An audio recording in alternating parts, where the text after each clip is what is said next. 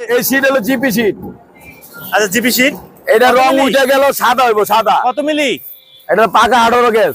পাকা 18 গেজের GP seat. GP seat. এটা মনে করেন পানিতে ভিজুক আর যাই ভিজুক, সাদা হইব, জং খাইব না। আচ্ছা আচ্ছা আচ্ছা। আর এটাও জিপি। আর এই যে পাশে যেগুলো দেখছেন এটাও এটাও জিপি।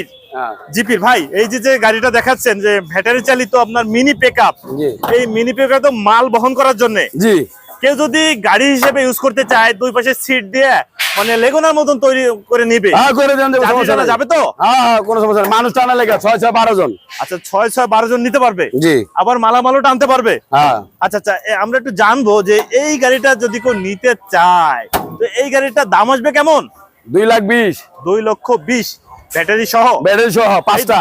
2,20,000 যে এই গাড়িটা নিচ্ছে, সঙ্গে কি কি থাকছে?